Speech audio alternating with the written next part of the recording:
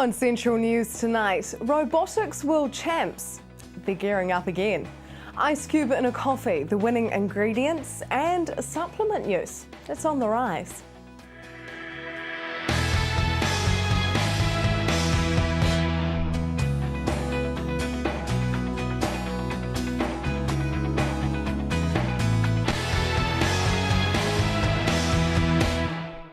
Kia ora, welcome to Central News for Monday the 15th of December.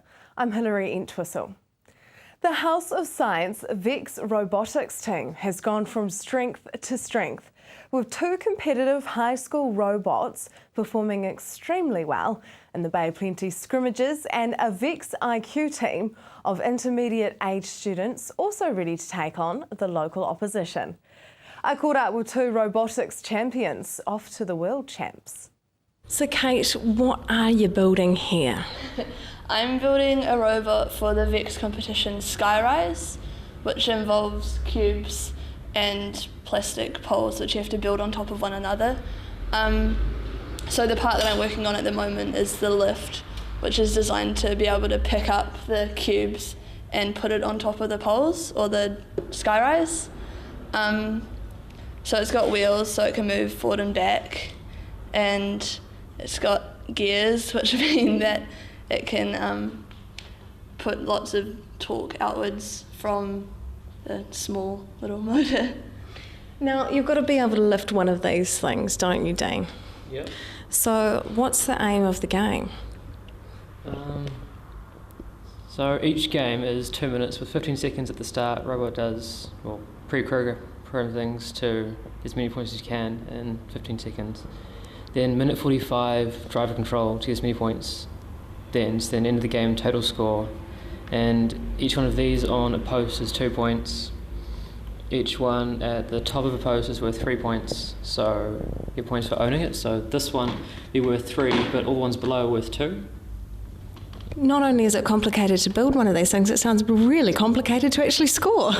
Yeah. So you're actually halfway through your machine, aren't you? It's over there, we can't show you because there's competition, we don't want to give away the secrets.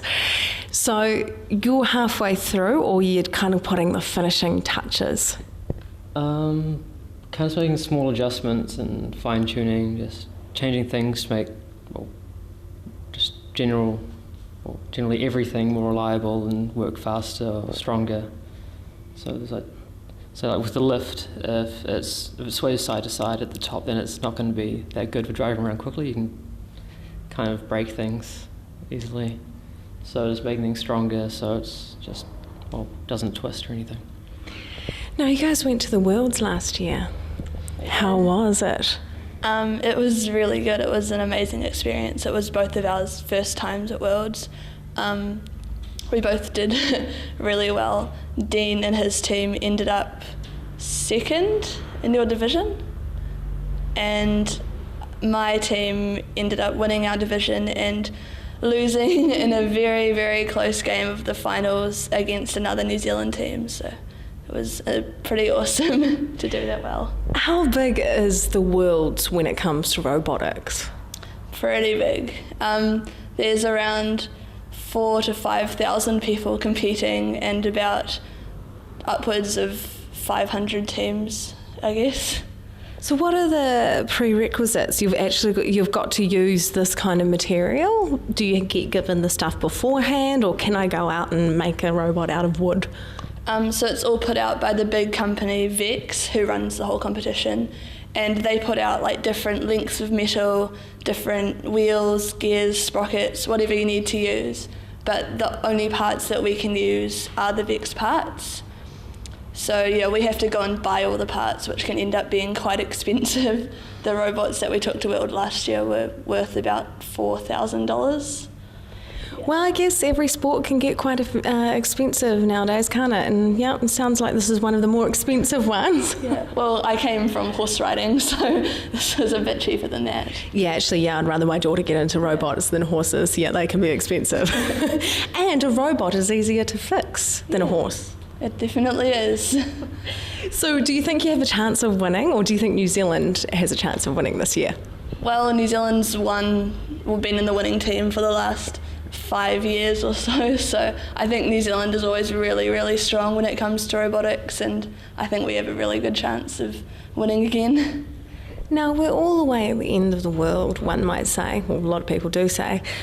Why do you think that we're so good at robotics, of all things? The number 8 wire mentality, I think. We're really good at kind of innovating and coming up with ideas that nobody else has come up with, and I think that definitely shows in robotics, yeah. You build a robot, you do it through high school, you go to the Worlds, you become a champion. Where does that lead you? Are you going to be our next robot designer, building our cars that fly? Where does it lead you? Hopefully into uni, studying mechatronics or something along engineering, and usually kind of electronic kind of careers, or sometimes it's computer programming things. There's a lot of technological advances and stuff that you learn about, like how to get to certain points, like how to keep logs of everything that you do, how to keep track of pretty much anything that you do to innovate and to find new ways to do things that no one else has thought of. So it's kind of pretty good practice to just keep a log of everything. It's like engineering notebook, which I've kind of not done too many times. You haven't been keeping up with your homework of robotics? Not really. You're not the first teenager to do that. What is the most satisfying part? Is it, people say with artworks like they never finish. Do you get that with a robot? Is there a satisfying moment when you say, I finished, or are you constantly looking at it going, oh, I could have tweaked that and I could have tweaked that little bit? Usually it's always, I wish I'd gone and changed that. After the competition finishes or the new game is released, then you always, before you really get into the new game, you keep thinking, what if I could have done this in the other robot? What if I could have done this to make it better? What if I could have done this strategy in a different game, and you would have could have won or gone further in competitions. So. Who won last year? What do you think made that team the winning team? I think it wasn't so much a great robot, because it was good in its own certain aspects, but I think the main group had one really good offensive robot and one really good defensive robot, and I know that just played strategy-wise together really well, because they'd spoken a bit beforehand, and just really good in general. And that's the funny thing about this sport is, in the end, you actually you're teamed up with a team that you've never met before. Explain how it works, because it sounds complicated building the things in a complicated sport to me. So during the qualification rounds, which are kind of, you get allianced with any random robot from any random country or school or whatever. And you try to do as well as you can, so you have to try and talk to them and figure out what strategy you're going to play. Some people ended up teamed with people who don't speak English, which is a bit of an issue. But then once you finish those rounds, you get to the stage where the top 8 ranked people get to choose their alliances, which are the people who they think that they could work really well with. So they end up working with people who they know they can do well with and playing strategy, and you get a little bit of time to actually talk to each other and figure out what you're going to do. Yeah. And then you have an offensive and a defensive robot attacking, and kind of like a real gridiron football game, I guess. Yeah, so during the game you can either have 2 really strong offensive robots and you just go all out and try to score as much as you possibly can, but you can also end up with an offensive robot which is trying to score as many points as possible, and a defensive robot who heads over to the other side of the field and tries to stop the other team from scoring, which can end up being pretty difficult to face. And I guess pretty dangerous as well. There's lots of rules to stop people from trying to tip other people's robots and not getting too dangerous, but it can get pretty scary, especially when robots are up to 6 feet tall or running around as fast as they can, yeah. As long as there's no injury to us humans, that's right, and as long as they don't take over the world. Yeah, let's hope not. We will follow the team closely to see how they get on next year at the Worlds. Coming up after the break, more local talent.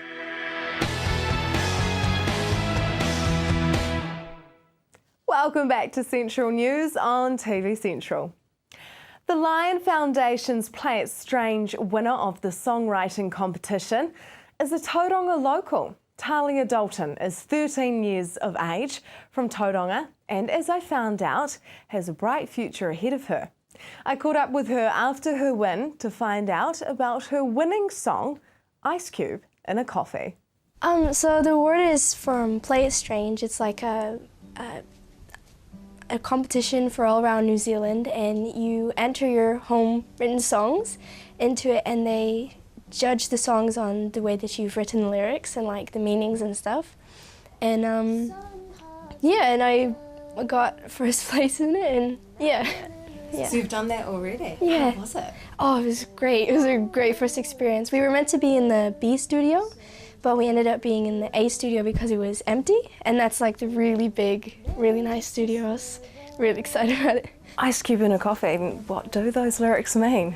Oh, well, so the song is it's like about how things just happen. So it's like if you put an ice cube in a coffee, it melts. So it's like talking about how, you know, it just happens and you can't really help it. So it's like, yeah. Was there a particular event in your life that kind of inspired those lyrics? I wrote it when I was like 11, and I'm not really sure what I wrote about. Just, you know, going through school and, you know, tough times and, you know, trying to make friendships and, you know, things not working out and then things working out. So it's just like everything just happens. Is this something that you do a lot of in your spare time? Do you like chilling out and writing songs and that kind of thing? Yeah, and yeah, a lot of times it's just like when I go upstairs to go to bed, I just kind of, sometimes it just comes to me and I'm like, oh, I'll write a song about this. And it's usually just like when something's happening in my life, like if we went through a big move or, you know, then it's good songwriting material. So it's kind of like your journal? Yeah, basically it's kind of like what you don't want to say, you can say in a song. I've listened to the song and I can't believe your talent for the age of 13.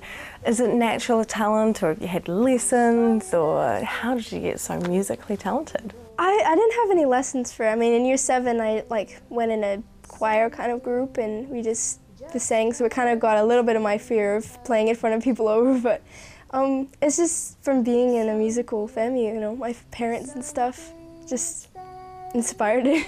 So what is your parents' background in music? So they made an album when I was like 1 or 2, I think, and yeah, my dad plays the guitar and the drums and sings and everything, and my mom sings and she's learning to play the bass and the ukulele, and yeah, so it's like, yeah, so they do all that. And what does winning the award mean for you? I mean, obviously you got to record in the studio, but what does it mean? I don't know, I wasn't really expecting that I would even get in the CD. I don't know, I just thought, you know, all around New Zealand, I probably wouldn't, you know, there's so many people here, so, but I think it gave me a little bit more confidence to like, you know, I don't know, like more being able to feel like you actually have a talent, you know. Has that always been an ambition to be an international singer-songwriter? And do you think now that you can? I don't really know. I mean, it seems like things are going well, like all these opportunities have opened, but yeah, I don't know. That would be cool. Where to from here then? When we were performing at the Play It Strange CD release album, there was a lady there from Universal Records, and she wanted to talk to me, but we didn't get to talk to her that night. So the next morning, she emailed my dad, and we met up at Universal, and she wants to mentor me and like help me out, and yeah, so it was really really like inciting and really unexpected. And just to make sure that we are correct, that's Universal Studio, the same label that has signed Lorde? Yeah, yeah. And they started when she was 13 as well.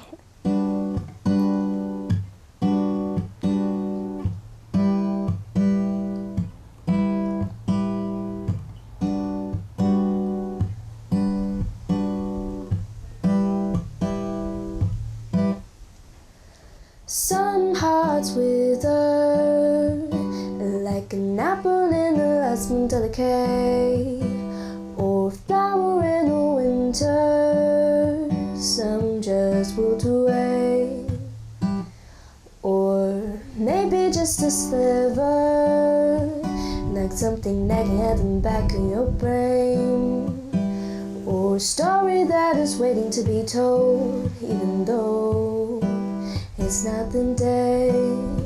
Some things just can't be helped.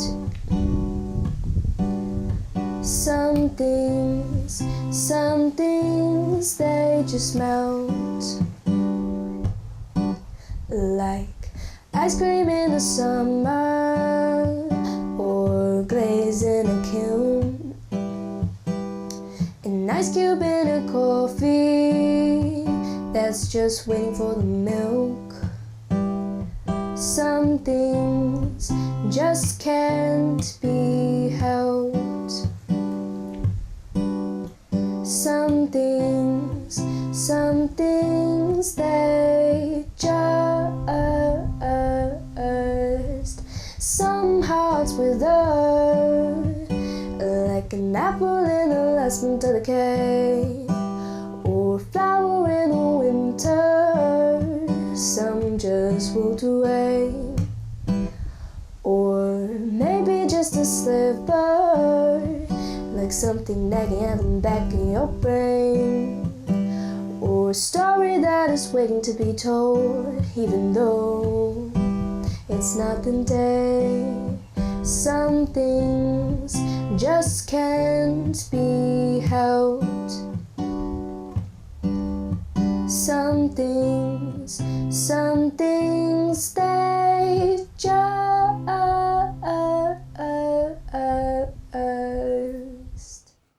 Amazing, amazing talent. If you'd like to hear the song again, you can on playitstrange.org.nz. Just ahead, your weather for Tuesday and supplement use. It's on the rise.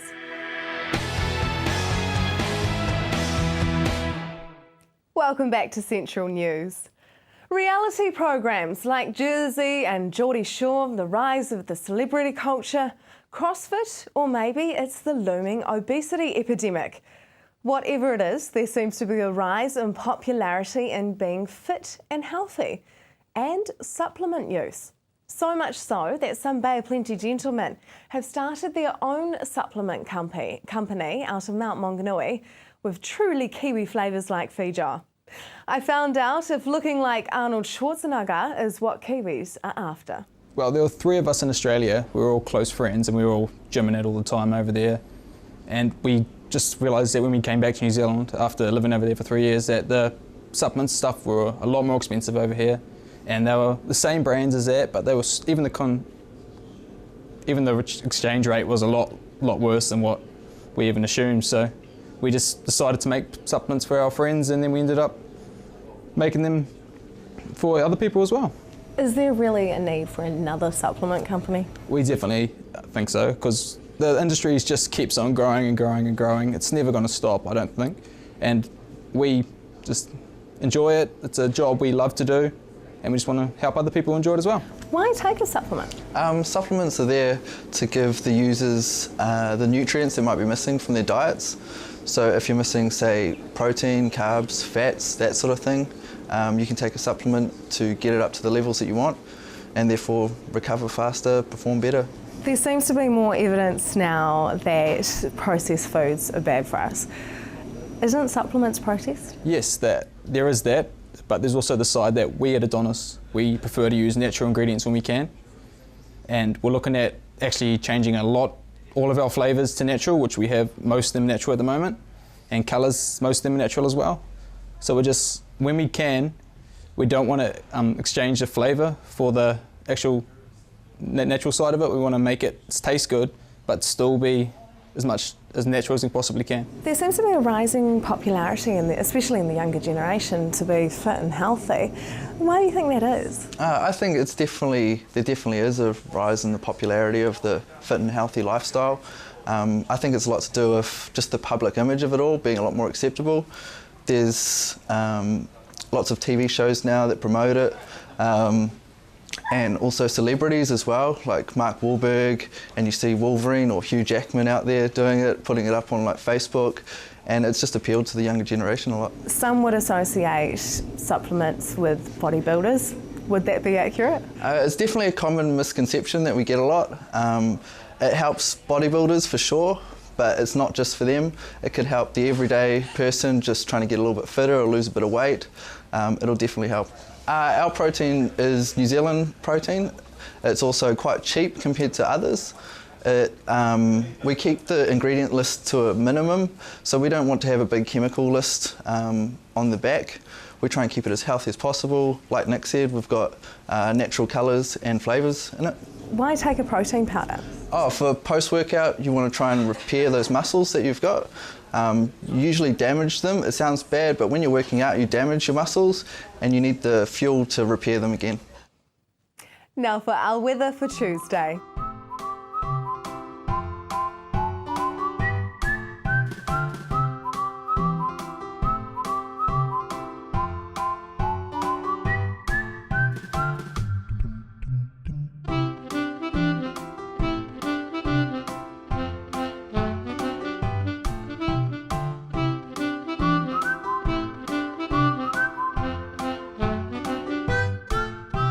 Looking at the seas now for our marine forecast.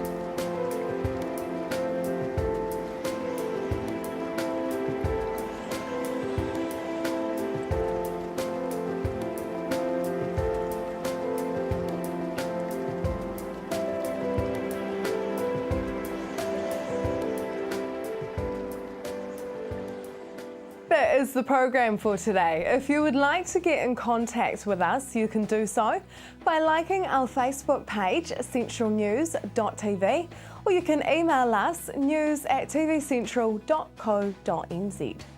Coming up tomorrow night, we have some advice on how to stay safe on the water this summer, and we look back at a very busy year for the Waipa district. Until then, I'm Hilary Entwistle. I hope you have a lovely evening.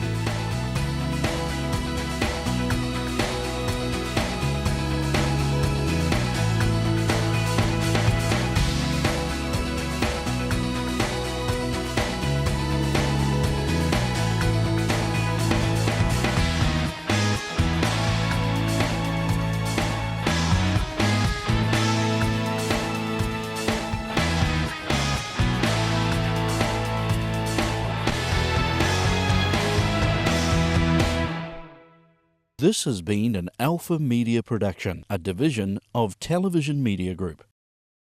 Supporting local content so you can see more of New Zealand on air.